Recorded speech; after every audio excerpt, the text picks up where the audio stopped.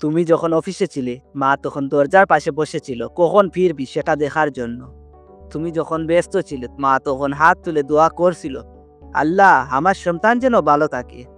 আজকের গল্পটা সেই মাকে নিয়ে যে নিঃস্বার্থভাবে ভালোবাসে, কিন্তু কখনো ভালোবাসা চায় না, যাকে আমরা মা বলে ডাকি কিন্তু খুব কম সময় দেই।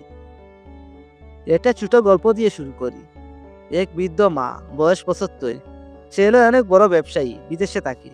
মা প্রতিদিন জানালার পাশে বসে থাকেন, মনে মনে ভাবেন আজ কি ছেলে ফোন দেবে।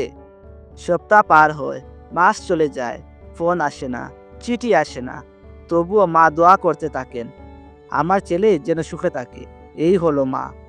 নিজে একাকী মরতে বসেও সন্তানের সুখ চায়, কখনো অভিযোগ করে না, শুধু বুকের ভিতর চাপা কান্না নিয়ে চুপচাপ থাকে।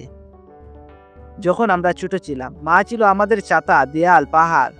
রাত ভেঙে গেলে দুধ খাইয়ে ঘুম পাড়াতো।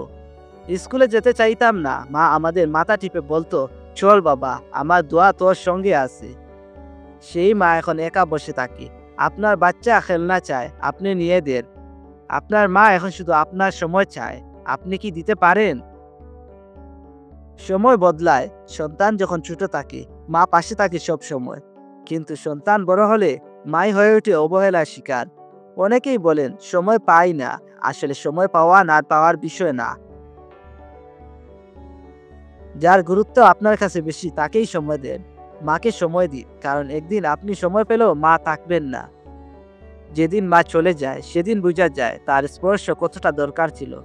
তখন আর কেউ রাতে জিজ্ঞেস করে না খেয়েছো, কেউ আর আপনার জামার বোতাম ঠিক করে দেয় না, কেউ আর চোখ দেখে বলে না তুই ভালো নেই, বল কি হয়েছে।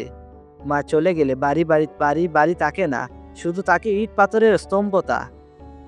আপনার যদি মা এখনো জীবিত থাকেন, আজই গিয়ে তার পায়ের কাছে বসুন, জড়িয়ে ধরুন, মাথায় হাত রাখুন আর বলুন, মা, তোমাকে ছাড়া আমি কিছুই না। একটা কথা মনে রাখবেন, মা দোয়া দিলে আপনি ডুবে যাওয়া নৌকাটাও টেনে তীরে আনতে পারবেন। আর মা না থাকলে সোনার পাহাড়ও দাঁড়িয়ে আপনি একা হয়ে যাবেন। জীবনের সবচেয়ে দামি শব্দ মা, যাকে আপনি যতই ডাকেন সে কখনো বিরক্ত হয় না। তাই যতদিন মা আছে ততদিন ভালোবাসুন, সময় দিন। একদিন মা থাকবে না, তখন শুধু কান্না থাকবে, কিন্তু মা থাকবে না।